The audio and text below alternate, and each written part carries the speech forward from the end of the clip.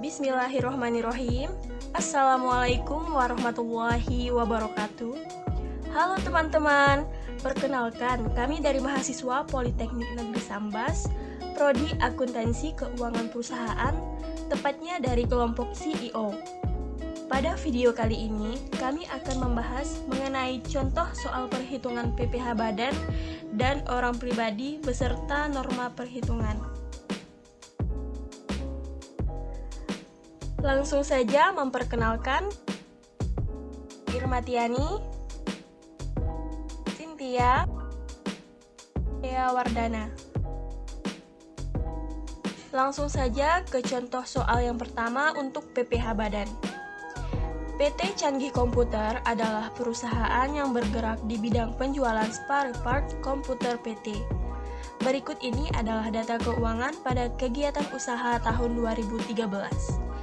Untuk penerimaan bruto sebesar 70 miliar, persediaan 1 Januari 2012 sebesar 15 miliar, persediaan per 31 Desember 2012 sebesar 12 miliar 500 juta. Pembelian selama tahun 2012 sebesar 20 miliar, biaya administrasi beserta operasional sebesar 750 juta.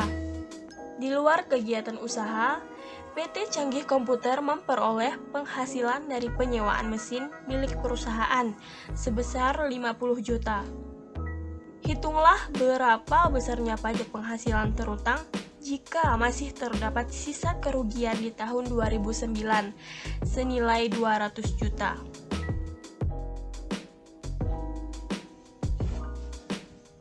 Penghitungan PPh terutang. Diketahui peredaran usaha sebesar 70 miliar, harga pokok penjualan sebesar 22 miliar 500 juta. Untuk mendapatkan penghasilan bruto, maka kita kurangkan 70 miliar dikurang 22 miliar 500 juta. Dapatlah 47 miliar 500 juta. Biaya yang diperkenankan yang pertama yaitu biaya operasional dan administrasi sebesar 750 juta. Lalu untuk mendapatkan penghasilan neto usaha, kita kurangkan nilai penghasilan bruto dikurang biaya operasional dan administrasi. Lalu dapatlah 46 miliar 750 juta. Penghasilan lain-lain sebesar 50 juta. Untuk mendapatkan penghasilan neto dalam negeri, kita tambahkan nilai penghasilan neto usaha ditambah penghasilan lain-lain. Jadi dapatlah 46 miliar 800 juta.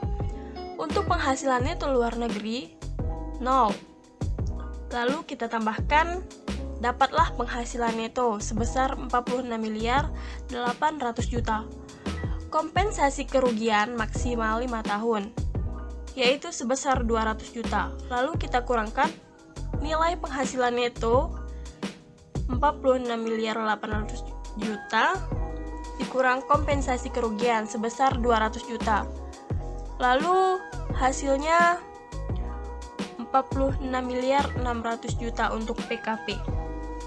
Pajak penghasilan terutang 0,5% dikali 46 miliar 600 juta.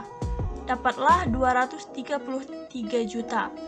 Jadi, PPh yang terutang pada tahun 2013 atas penghasilan PT Canggih adalah 233 juta.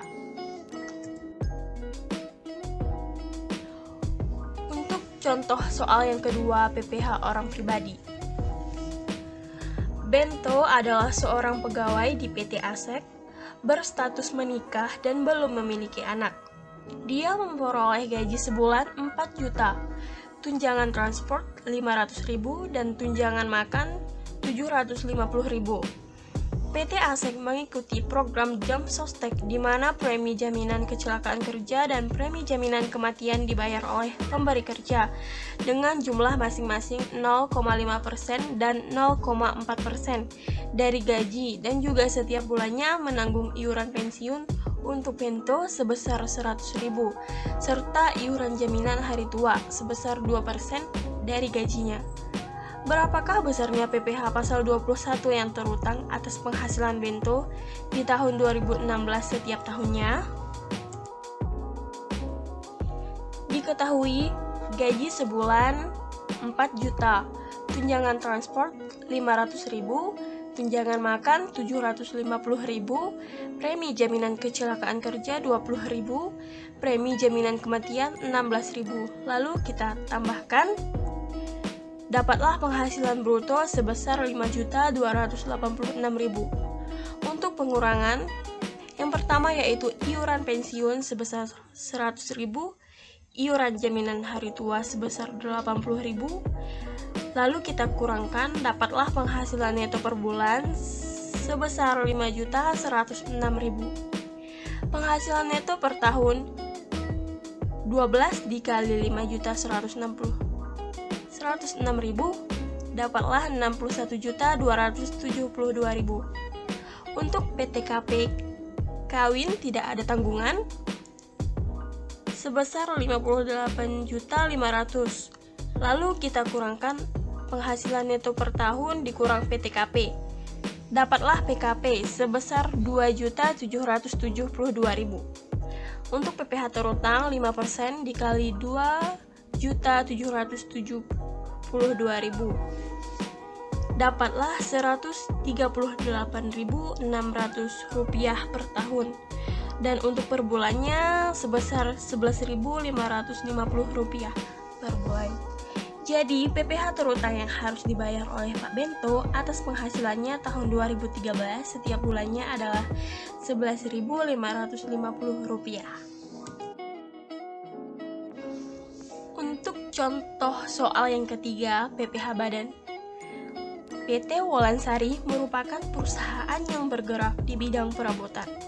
Adapun data keuangan kegiatan usaha di tahun 2020, penerimaan bruto sebesar 150 miliar, HPP-nya sebesar 70 miliar, biaya administrasi dan operasional sebesar 20 juta. Di luar kegiatan usahanya, PT Wolansari memperoleh penghasilan dari penyewaan mesin yang dimiliki perusahaan tersebut sebesar 50 juta. Hitunglah berapa besar pajak penghasilan terutang jika terdapat sisa kerugian di tahun 2018 senilai 200 juta.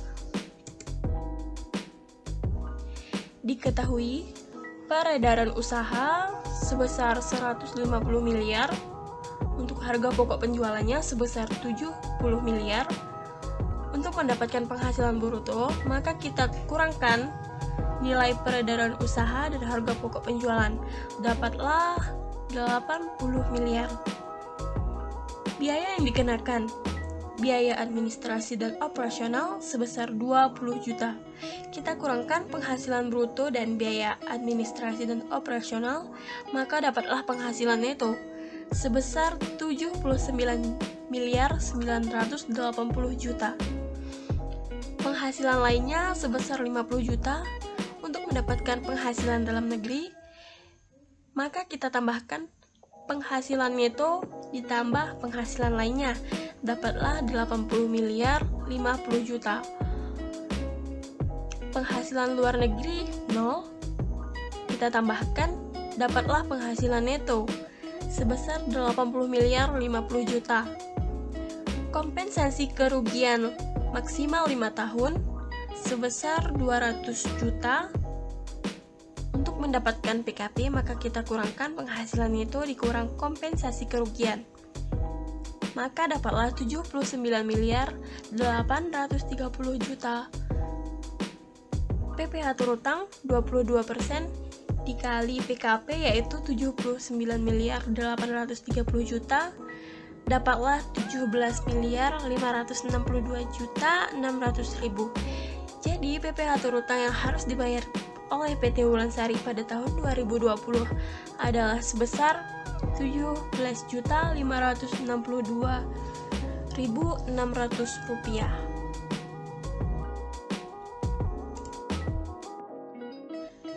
Selanjutnya, contoh keempat, PPh orang pribadi.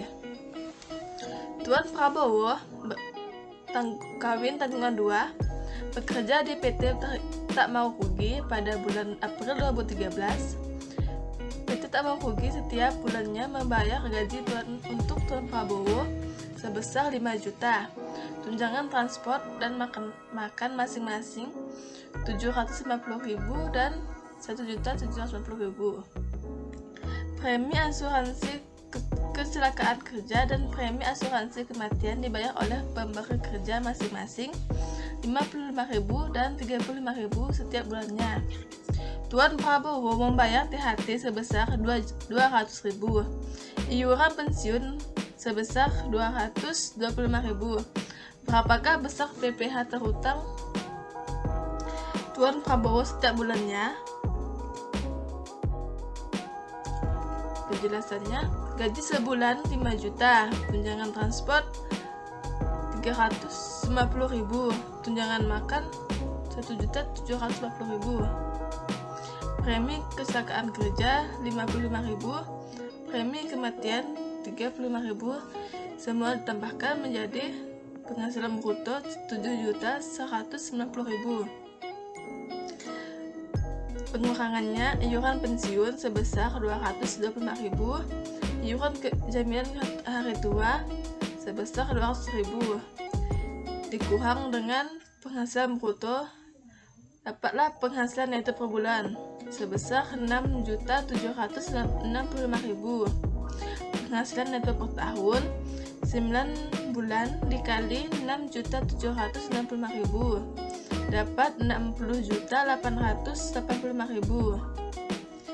PTKP sebesar 67.500.000.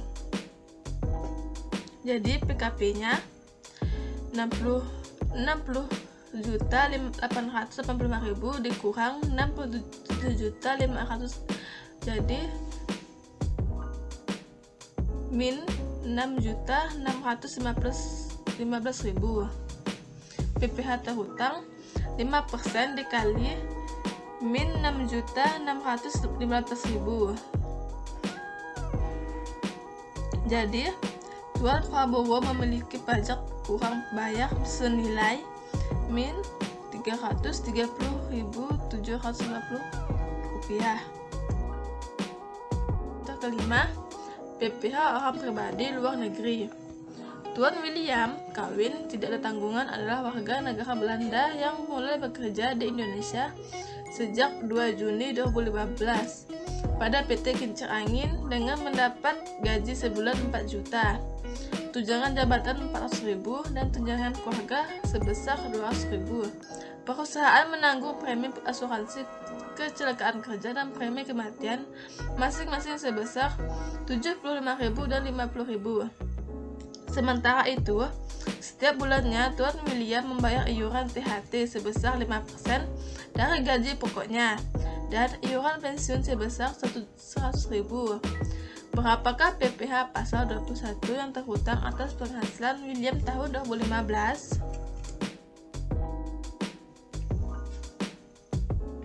Gaji sebulan 4 juta, tunjangan jabatan 400.000, tunjangan keluarga 200.000, premi jaminan kecelakaan kerja 75.000, premi jaminan kematian 50.000, semua ditambahkan menjadi penghasilan bruto 4.750.000. Pengurangannya, iuran pensiun 200.000, iuran jaminan hari tua sebesar 100.000, penghasilan neto per bulan, penghasilan bruto dikurang pengurangan jadi 4.425.000. Penghasilan neto per tahun 12 bulan dikali 4.425.000 sebesar 53.100.000. PTKP kawin tidak ada tanggungan sebesar 58.500 rupiah.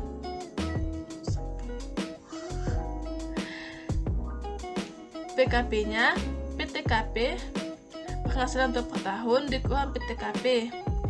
Jadi min 5.400.000.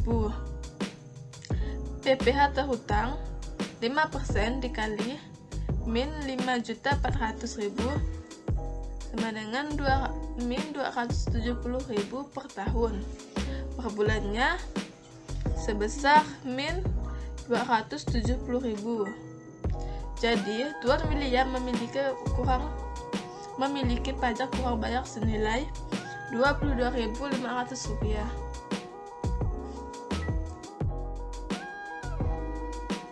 Contoh 6. PPh Badan. PT Manggasari merupakan perusahaan yang bergerak di bidang mebel. Adapun data keuangan kegiatan usaha di tahun 2020, penerimaan bruto sebesar 60 miliar. HPP-nya sebesar 35 miliar, biaya administrasinya dan operasional sebesar 10 juta. Di luar kegiatan usahanya, PT Manggasari memperoleh penghasilan dari penyewaan mesin yang dimiliki perusahaan tersebut sebesar 50 juta. Hitunglah berapa besar pajak penghasilan terhutang jika terdapat sisa kerugian di tahun 2017 senilai 100 juta.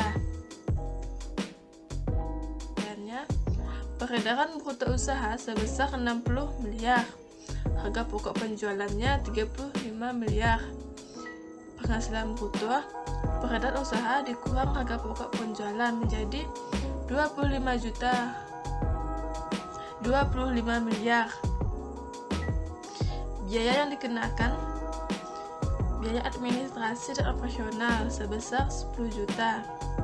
25 miliar dikurang 10 juta, dapatlah penghasilan neto sebesar 24.990 juta. Penghasilan lainnya sebesar 50 juta.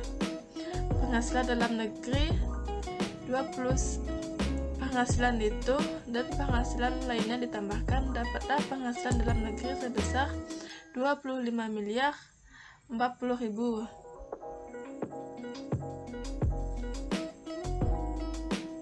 Penghasilan luar negeri 0. Penghasilan neto 25 miliar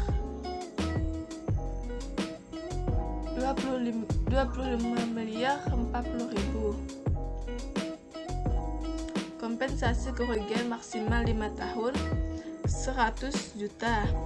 PKP 24 miliar 940 juta. PPh terhutang 0,5% dikali 24 miliar 940 juta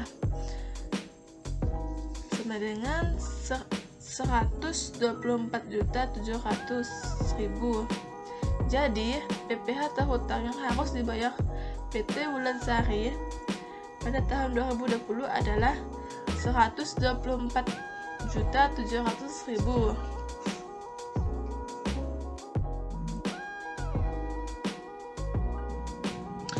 Kemudian kita masuk ke contoh ke-7, yaitu PPHOP dalam negeri. Tuan Beni adalah seorang pegawai di perusahaan PT Jaya Indah, berstatus menikah dan memiliki seorang anak. Ia memperoleh gaji sebulan sebesar 6 juta rupiah. Tunjangan transport dan tunjangan makan masing-masing 250.000 dan 1.500.000. Premi asuransi kecelakaan kerja dan premi asuransi kematian dibayar oleh pemberi kerja masing-masing sebesar 100.000 dan 55.000.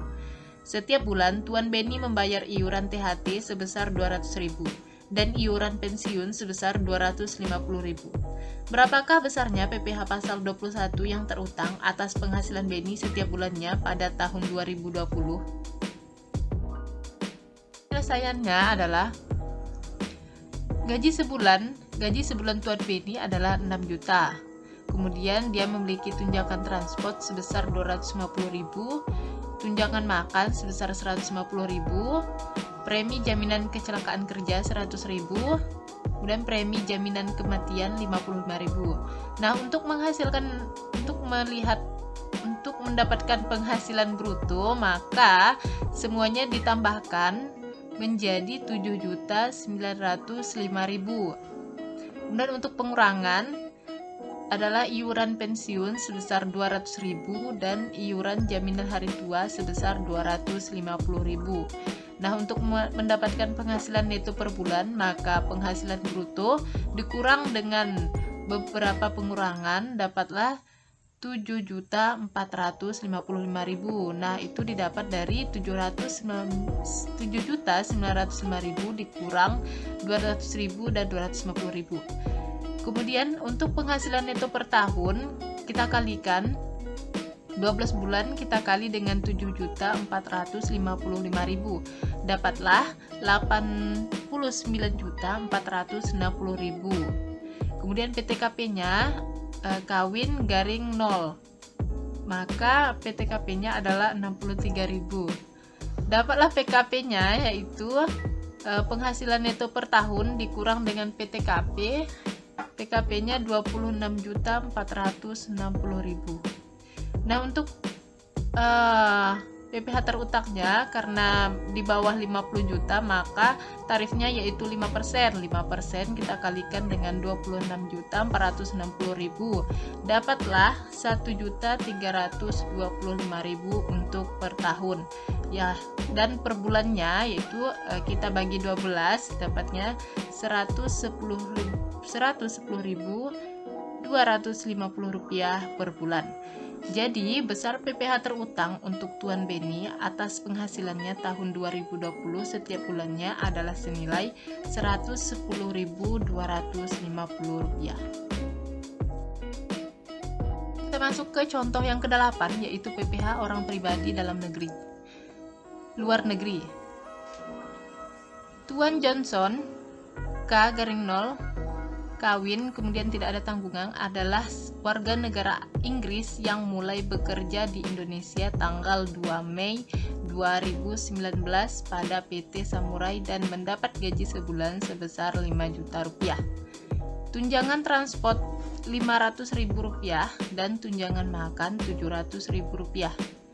Perusahaan menanggung premi asuransi kecelakaan kerja dan premi kematian masing-masing sebesar Rp50.000 dan Rp40.000.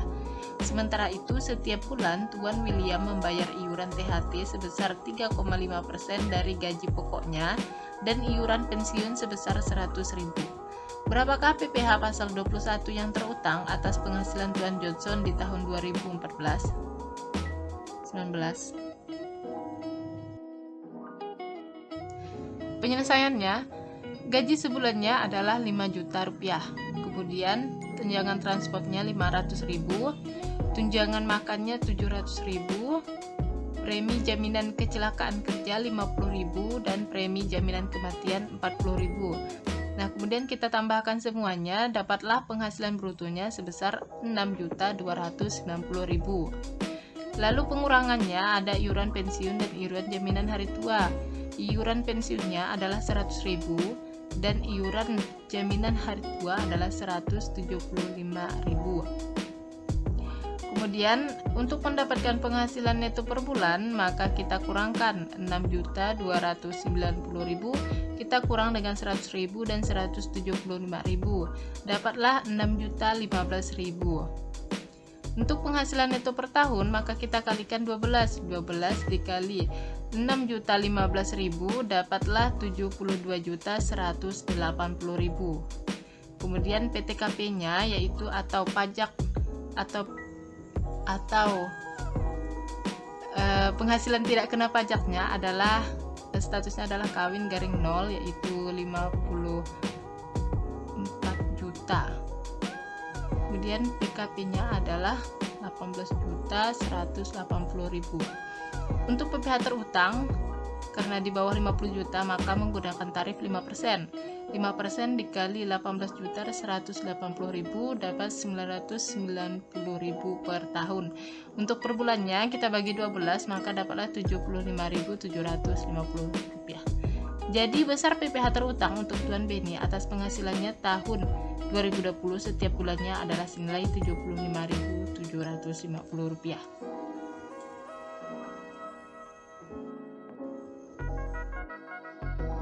Kemudian contoh yang ke-9 yaitu perhitungan berdasarkan norma pajak. Pak Sodikin adalah seorang agen asuransi yang sudah menikah dan memiliki 1 orang anak. Selain itu, beliau juga memiliki bisnis penjualan barang elektronik. Pada tahun 2019, diketahui penghasilan bruto untuk agen asuransi adalah 200 juta dan dari bisnis barang elektronik sebesar 55 juta. Berapakah pajak penghasilan terutang berdasarkan norma perhitungan jika diketahui persentase untuk asuransi adalah 50% dan penjualan elektronik adalah 12%? Penyelesaiannya, untuk mendapatkan penghasilan neto, maka penghasilan agen asuransi 50% kita kalikan dengan 200 juta dapat 100 juta.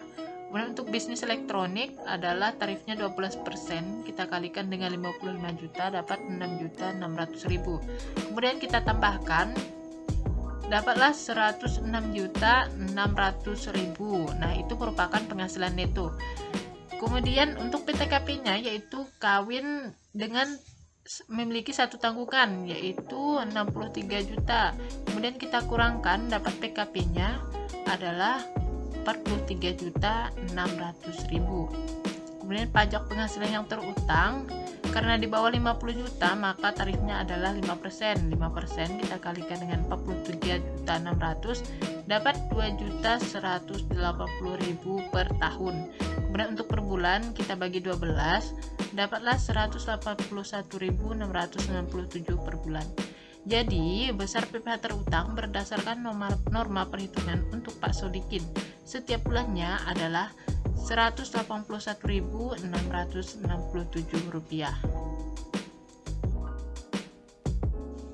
Untuk contoh berikutnya, contoh yang kedua berdasarkan perhitungan norma pajak. Profesor Doni adalah seorang dokter, kawin dan mempunyai 3 anak. Bertempat tinggal di Yogyakarta yang juga memiliki industri rotan di Jakarta. Penghasilan brutonya sebagai seorang dokter selama setahun adalah 600 juta dan dari industri rotan setahun adalah 300 juta. Tentukan PPh terutang Profesor Doni berdasarkan norma perhitungan untuk dokter 50% dan industri rotan 10%. Penyelesaiannya, untuk mencari penghasilan neto, penghasilan dari industri rotan adalah 300 juta. Kemudian kita kalikan dengan tarifnya 10% dapatlah 30 juta rupiah. Kemudian sebagai dokter penghasilannya adalah 600 juta. Kemudian kita kalikan dengan 50% yaitu dapatlah 300 juta. Jadi jumlah penghasilan netonya adalah 330 juta. Nah, PTKP-nya adalah 72 juta. Kemudian dapat PKP-nya 330 juta dikurang 72 juta hasilnya adalah 258 juta. Kemudian pajak penghasilan yang terutang adalah karena di atas 250 juta maka kita menggunakan tarif 25%. Tapi harus dari 5% dulu karena memang aturannya seperti itu. 5% dikali dengan 50 juta hasilnya adalah 2.500.000. Kemudian lapisan berikutnya adalah 15%, kita kalikan dengan 200 juta dapatlah 30 juta. Kemudian lapisan berikutnya adalah 25 juta 25% dikali 8 juta dapatlah 2 juta. Kemudian hasilnya kita tambahkan dapatlah 34.500.000. Jadi PPh terutang atas norma penghasilan neto Profesor Doni adalah 34.500.000. Itulah contoh dari perhitungan soal untuk PPh badan dan PPh orang pribadi maupun berdasarkan norma perhitungan. Jangan lupa like, share, dan subscribe. Terima kasih sudah menonton video kami. Sampai jumpa di video selanjutnya. Bye-bye. Saya akhiri wabillahi taufik wal hidayah. Wassalamualaikum warahmatullahi wabarakatuh.